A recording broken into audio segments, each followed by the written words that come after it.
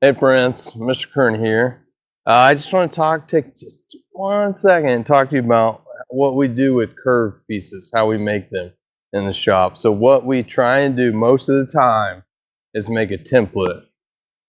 On this particular one, we were fortunate enough to draw this out on the CAD program, then send it to our good friends Lloyd and Garth Gosen at Gosen Woodwork, and then they cut this out on their CNC, which makes it real nice for us. But even if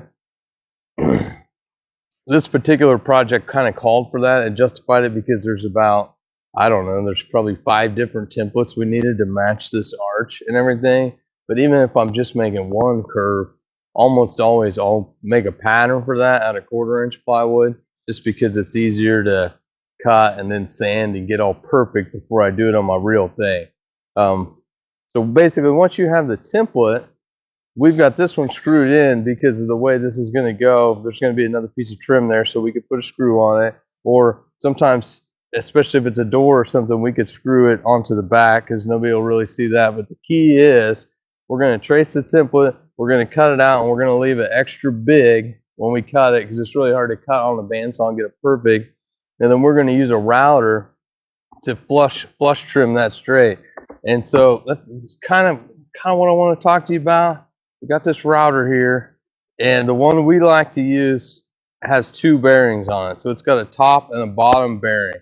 And the reason why that's important is when you're doing something with an arch, you're going to encounter all different grains. So you see this grain, well, let's imagine this bit. So that bit is spinning going this way, okay? So if it's going this way and I've got the board up, it's going against the grain. It's going to try and chip those out. But if I have it down and it's going this way, oh, that's good. So what we try and do is we try and do one side with the bearing on top. So that way it's going with the grain. And then when we do the other side, I was going to flip this around. You could see that's going to go the wrong way.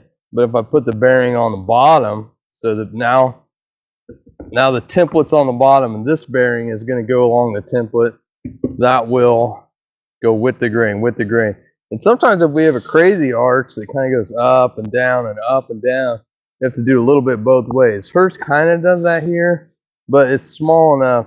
I don't think this little part is going to be an issue. Either this one here. I mean, might be a portion. I don't think it's going to be an issue. Of course, on this one, she's going to be going this way anyway. She'll be doing this one this way. Anyway, I just want to share that with you. That's how we do that. And I mean, just having the template is a big deal, and just using the template with the pattern bit, that's a big deal. But then going this next step above, where you're really paying attention to that grain, the way the grain's going, and you either have your template on the top with the top bearing bit, or you flip it and you have your template on the bottom with the bottom. That makes the biggest difference, because then you don't have to worry about it going against the grain and chipping out. So I just wanted to share that.